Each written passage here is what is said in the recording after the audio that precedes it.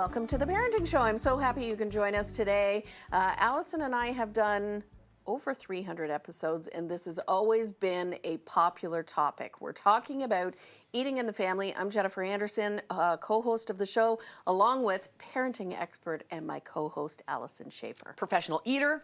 Professional eater. Love me some food. Get hangry every day around 11. I'm on it. Yeah. So, and I think there's so many different layers of this topic.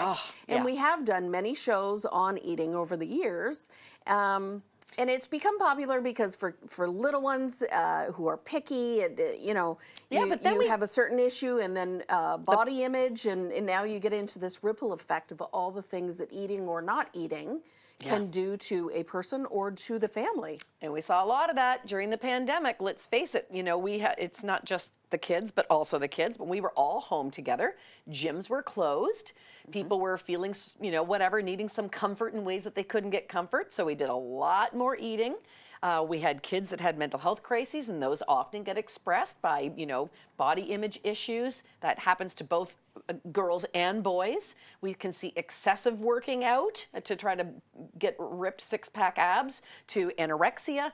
And so I think one of the things as a mother of parents and fathers is that we kind of know that one of the jobs that we have to do is we have to solve the problem of getting our kids to eat right. We kind of know that's one of our roles as a parent, and we get very concerned and interested in food.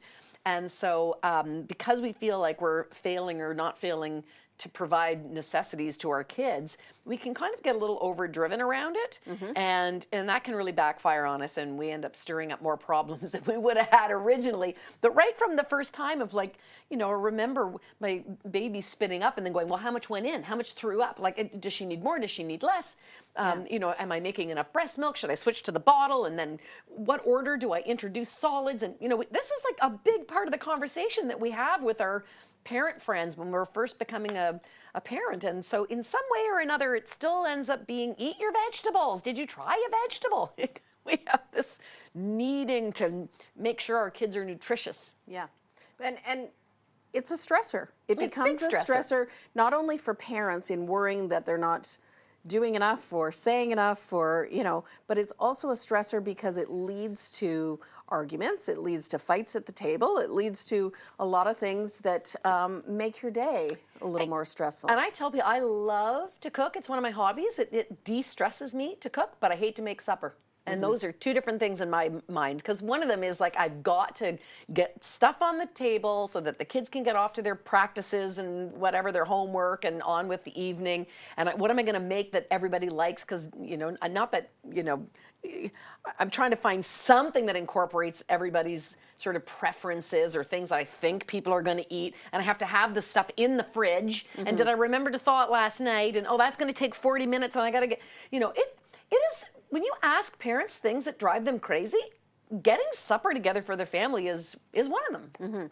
And that is if everybody is eating the same thing at the same time. Right. That's in a perfect world. Yeah. What about, picky, not eating certain things, having...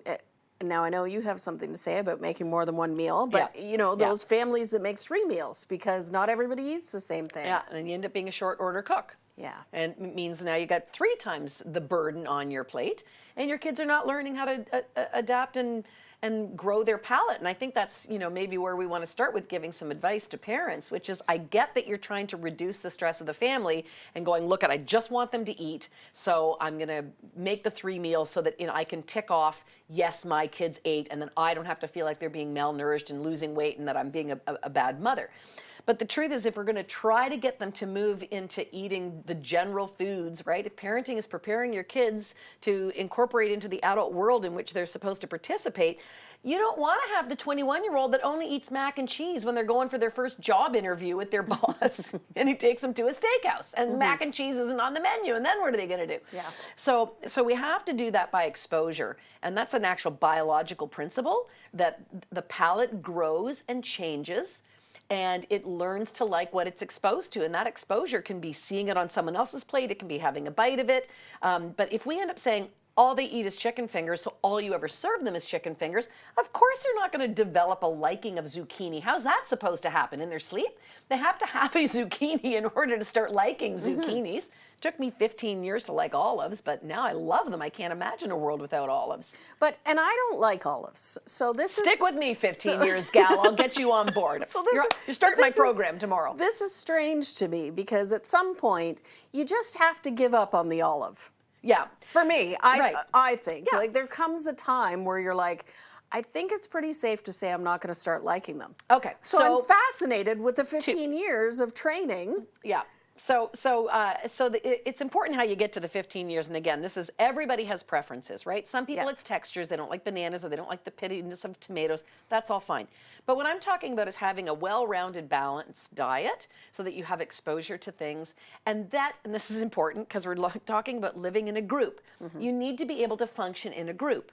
So when you have those olives, you're probably flicking them to the, you're not calling ahead to the dinner party and going like, yeah, I just no olives for me. Yeah. Right? Or if it's something simple where you say, oh, you know what, we'll just put olives on half the pizza. Whoop-de-doo.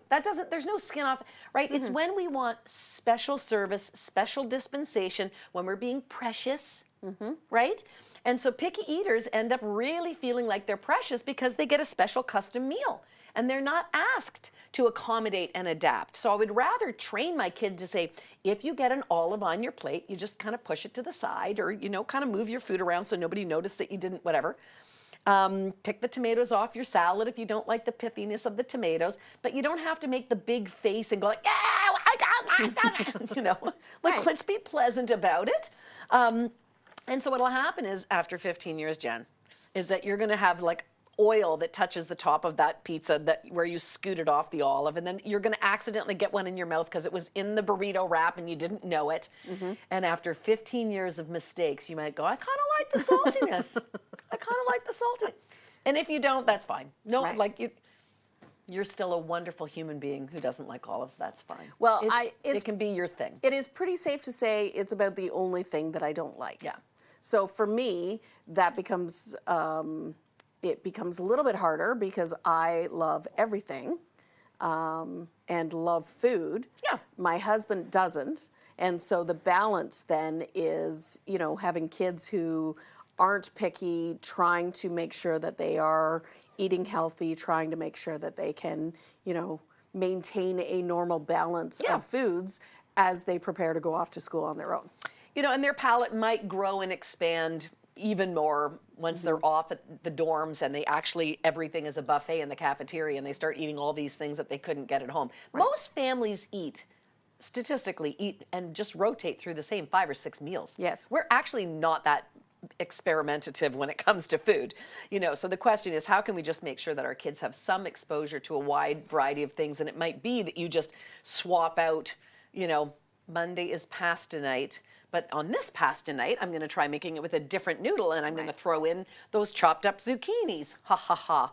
And I'm okay with pureeing and blending things and, making a meat sauce that has, pulsed vegetables in it so the kids don't even know. So they're getting that nutrients, which is fine too. Right. But the idea is I don't want them to make a demand that says, I don't like it, I'm not eating it, don't put it on my plate, never serve it to me again. And that you kowtow and cater, because then we're not going to get the taste buds growing and developing and that sort of sense of experimentation that comes, but also that sense of entitlement. That I get what I get when I want it, and the world deserves to acquiesce to my demands. I learned very early that my son doesn't like any cooked vegetables. Whether it's the taste or the but he will eat raw vegetables. And so to save the fight, I don't cook or I don't put green beans on his plate. Yeah. Never did, because it's just a battle and he's not going to eat them anyway. So to have a salad or to have something that I know he's going to eat, now there's no issue. We're not going to fight about it. And that's why I like serving things family style, because when you put everything out on the table, everybody has access to the salad, everybody has access to the green beans, but people are serving themselves, as opposed to saying like, oh, here's the Jimmy plate, the non-green bean plate, right? You know, so it's sort of like it's an optical piece that says, here are all the things available. So I knew that there's many things my daughter didn't like, and if all she put on her plate was mashed potatoes, It's not like I didn't offer her different things, but I wasn't serving her special plate. Right. And actually, I told you, I actually made the mistake of calling her a picky eater once, which I don't think you should do. It is a label. It doesn't help. It locks them in their role. But when I accidentally blurted the term picky eater over the phone or something, she was like, no, I'm not. I eat everything. I eat fettuccine, I eat spaghettini, I eat bucatini, I eat farfalle, penne ricotta. Like, she could name every pasta, all with butter. So, look at the range, Mom. Look at the range. How could you possibly say I'm picky? Anyway, she really does eat so much now. She loves to cook, and she loves to eat things from different cultures, flavors that were never part of our flavorhood growing up. So be patient, parents. Take the long road. Yeah. So that's actually a good point, because there's a lot of people who are sitting at home going, my daughter eats goldfish crackers and chicken nuggets and pasta with butter. Yeah. And that's it. And there is hope that over time, those palates will develop. Yeah, they will. And that's why I say keep in check with your doctor too. You know, and the other thing is you'll also get kids who will suddenly like really lose their appetites and not eat, and you're so worried, like, is this an eating disorder? Why are they losing weight? And we can get really concerned with all of that. And the truth is, you know, it can be that there's a spell where, you know, 3 days later they break out with the flu and they just really weren't hungry. Or you'll get kids that they'll put on a whole bunch of weight and then they'll have a growth spurt. So like you start thinking like, oh, you know, he's got the little muffin top here. Should I be doing something different with the family food? So there's a lot of things where we start paying like too much attention, and you do have to play the long game. So if you've got any concern, just get the doctor to check in. And if they're on the growth curve, then things are going fine. But it's the intensity when we start commenting and worrying that we are likely to get a kid who's going to be embarrassed. That's the body shaming piece. Right. That's the why are we talking about food suddenly in a way that isn't about us just breaking bread at the table and about health and fun and the joy of eating, which is kind of where I want to go with all of this, rather than turning it into this family concern and this, dinner table conversations are all about have one more bite and did you try this? And it's elevating food to a place in the family that it doesn't need to be. But there are different aspects of food, right? Elevating it to being social, elevating it to being just a need. We need to eat. Yeah. So carrots make you have good vision, and protein makes you have muscles. And yeah, it's good to educate your kids about that. Yeah. But then when you're at the table, talk about what we're going to do on the weekend, and what's your favorite Pokemon character, and that's what you want to spend your time at the dinner table doing. And by the by, they'll sit there and they'll eat while you're talking. Mm-hmm. So that's where you want to keep your energies. Right. Have a couple questions for you from our viewers. So thank you to everybody at home for sending those in. How bad is it for my kids to skip breakfast? I hear they need a good meal to be ready to learn, but my kids are so slow in the morning and they really don't care about eating breakfast. Yeah, I mean, we do have this saying to eat breakfast like a king, lunch like a queen, and dinner like a pauper. Mm-hmm. That you do what? I gotta sneeze. Or will I? Or will I won't? Hold on, we don't know. I don't know if you've ever sneezed on this show. No, because it's fascinating. Oh, let's stop. Wait, let's stop the show. It'll just come when it wants to come. Anyway, so I know that is a good way in terms of the arc of your energy of the day. I totally understand that, and we often say if a child has a good breakfast, they are going to be alert and be ready to learn. The problem is that then again we end up getting really intense and having fights about eating at the table. Well, it turns out that there's very few people that don't have a hunger in the morning. I mean, I don't have a big morning appetite. I sometimes don't get hungry until I start eating. So I really do recognize that some of those kids have a different circadian rhythm and a different kind of hunger pattern around that. But a lot of times the kids that are fighting about breakfast, that is just the superficial topic by which they are just being oppositional to their parents, about being controlled, about being told what to do, about saying, hurry up, you're going to be late for school. And when we're urging kids to move along, put your coat on, brush your teeth, eat your breakfast, have one, they just love being able to say, And so it isn't often so much about breakfast, it's about the being under your thumb. So if you step back a little bit, I find if you want to get kids to eat breakfast, really just make breakfast a set time and don't make any exceptions to it. So if you say breakfast is on the table from 8 to 8:15, come help yourself. Put things that kids can be pretty independent about grabbing and serving and whatever. And then if they miss that window of time, and just say, I'm sorry, the kitchen's closed. You know, you'll have snack at school at 10:15 at recess. You know, grab the next thing that's coming around. It's when we extend breakfast and the kid's running out the door with a bagel or saying, take me through the Tim Hortons drive-thru, I need a breakfast sandwich, I didn't eat breakfast, and we make all these accommodations, then there's no motivation to get them to the table and get enough in there. No. Well, why would you have a piece of toast at home when you could have something through a drive-thru on the way to school? Yeah. Might even throw in a hot chocolate with whipped cream. Let's see how much. Suck a bone every day. Suck a bone every day. So we just make your times, predictable. Serve healthy foods, and we want to avoid kids pushing that boundary and letting them do the accommodation to fit in. And if that accommodation is that the first meal of the day is a snack, that's fine, because you have to realize, especially with little kids, they're eating about every 2 hours.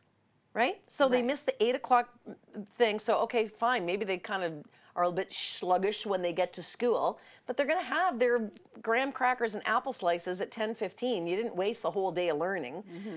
They're talking more about kids that really need to be on food programs because their parents might be using a food bank and they really need the support. You know, they really are trying to make a bag of oatmeal last a month for 6 people, so let's not confuse those two issues. Right. This is a very similar question, but I think it's relevant for folks as well. My kids take a lunch to school, but when I see their lunch bag at the end of the day, they've hardly touched anything. How do I get them to eat more at school? Similar to a breakfast and maybe not eating breakfast. Is that a child, or are they just completely prioritizing social time? I know that at schools where they have flipped, they flipped it so that you play first and eat lunch second, then those kids tend to eat way more lunch. Because to your point, if you can get outside and play on the school ground as soon as you're finished your lunch, you're like 2 bites of your sandwich and I want to go out there and grab my spot on the Foursquare court, and eating's not important to me. Other kids actually are very embarrassed about eating in front of people. So there could be actually a social anxiety piece there that you might want to check in on as well. And the other thing is, what did you put in their lunch? Right. So if kids pack their own lunch, they tend to have a little bit more investment in actually eating what they put in there. And also, what did you put in there? I'm not kidding you, Jen. I mean, I worked in a nursery school. I get these kids coming in, they weigh 30 pounds, they're 18 months old, and in comes this trucker's lunchbox. And they pull out a 27-course meal for this, and then the parents are like, they didn't eat anything. I'm like, they ate all kinds. Look at what you sent them with. But sometimes they really think that parents don't know that, first of all, kids really don't need that much food, and you're still meeting all their requirements. But also, when you overserve a child, that is often that visual clue shuts them down. So in the case of the zucchinis or the green beans, you don't put a full serving of green beans on their plate if they're trying to figure out green beans. You put 2 green beans down, and then maybe they'll eat 1, because you overwhelm them. And we see this with senior citizens too. Sometimes it can be very hard to get a senior to eat. And if you serve them a big bowl of soup, they take one look at the bowl and they go, no, I don't think I want it. But you serve them a little teacup, and then they'll have 4 of them. So, we do eat with our eyes first. So keep it small, and get the kids packing their lunches, and ask the teacher what they're seeing, get a little intel from the school. Is it some of these other issues that we could address? I have no shame in telling you that, years ago, I was the bento box note writer in September, and by June I was like, croutons and Monday's apple is still in there Thursday. You will take this apple back to school and you will bring it home tonight. Yes, yeah. You're gonna have it for day 3 and day 4. Yeah, I don't care how brown and rotted it is. That's right. We only buy fruit so we can just take it to school and bring it home and throw it in the garbage. Well, I mean, I do love a good Pinterest to get some ideas. Yes. And I would say to my kids, I would make a list of things I knew that my kids would be interested in eating for lunch, so I'd know how to grocery shop. But then I would say, you can't take something off your, and they say, I'm bored, I don't want to eat that anymore. I'm like, totally fine. But then you need to replace it with something you will eat. And they're like, well, I don't know. I'm like, look around. In my case, that's Pinterest, but in their case, looking around the lunchroom going like, oh, well, Tony brings this and Rebecca brings that, and great, I'm happy. No skin off my teeth if I know you'll eat it, but I don't want to be the one that's got to, it's bad enough I had to figure out dinner. Yeah. Now I got to go, no, now I got to figure out lunch. Lunch we need is a little, the worst. get the people that have to eat this food involved, and that includes cooking.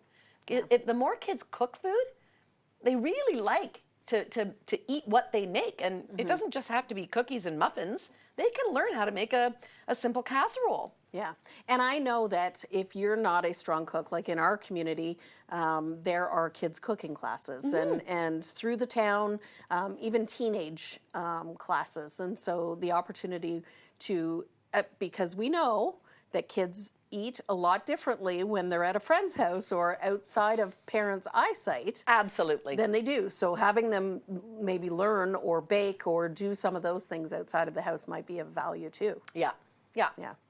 Why is that? Why do kids do that? Why do they eat at Johnny's house, but they don't eat here? I'm going to just paraphrase one of my earlier comments. Sucker born every day. Because they know it's all about the anticipated reaction from the parent. So if they know that either they'll get their preferred food, one thing, secondly, or if they can get you riled up. We forget that also can be a goal of a child's behavior. Whereas if they're at Johnny's house, they don't want to rile up their parents, and they probably have enough social compunction that they don't want to embarrass themselves by saying, I don't eat that. Right. So they're more likely to try. Or maybe they're all better cooks. There could be that. Let's do the opposite here. Okay. If my 16-year-old is hungry at 11 p.m. and wants to make a sandwich, do I let him? Seems very permissive. Can I say the kitchen is closed? So we go from not eating to always wanting to eat. Yeah. And again, notice here from a developmental point of view, because I'm not big on, grazing is actually a real problem. It is one of our kind of hidden patterns of eating that makes people put on weight. So does when we eat, we're multitasking, like watching TV and eating a bowl of popcorn. Next thing you know, the popcorn bowl is gone and you didn't even pay attention. And we can do that as a family. We model these kind of things. But you're also talking about a 16-year-old boy, right? So first of all, their circadian rhythms are different. So he's not going to bed at 11 o'clock at night. He's probably not going to go to bed till 1 o'clock in the morning because they're in a complete, and they're very hungry when they're growing. The teen years it's a real hunger time. They eat a lot during that stage. So my basic thing is I would say, if you need to access food, please clean up after.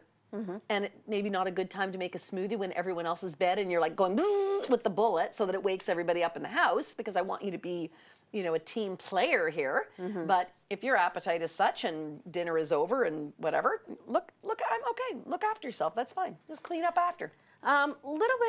Little bit taboo, and we have about 5 minutes left, but I want to touch on, you said at the beginning, talked a little bit about COVID and how that, weight came on, weight was lost. There's a lot of body image issues that certainly have been heightened with mental health with COVID. How do you have those conversations without almost bringing to light that there is an issue? You don't want to make it an issue, but how do you have that discussion?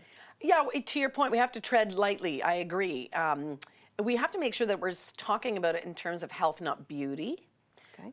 And because we really do have these beauty ideals in our culture that, again, even if we don't uphold them or reinforce them in our family, they are so entrenched in movie culture, in images that kids see on social media. They know what they're supposed to look like. Do you know what I mean? They know when they're falling short. And it's too bad, because we know that that's algorithms and curated and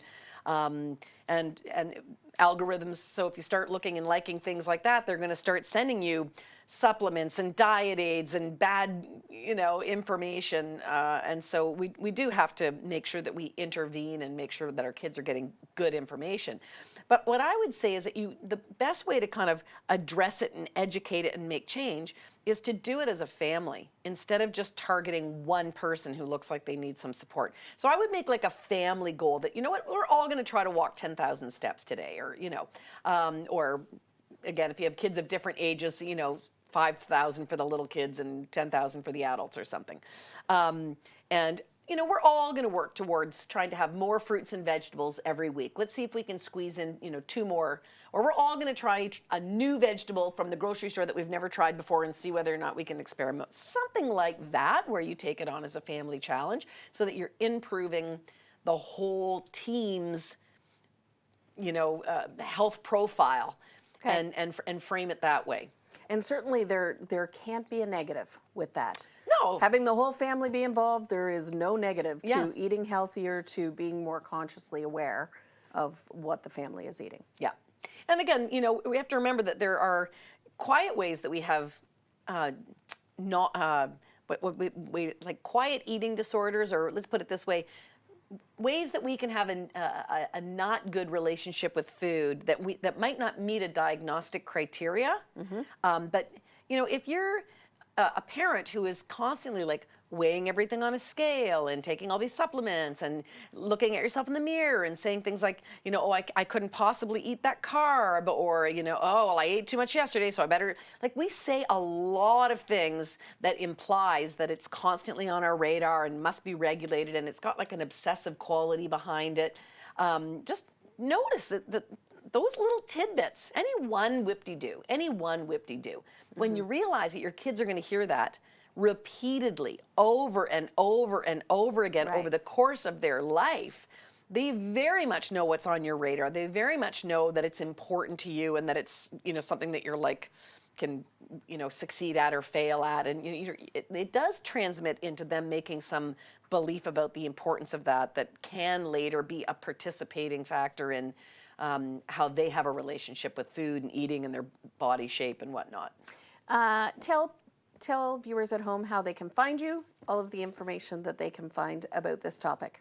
Yeah, so come on over to my website, AlysonSchafer.com.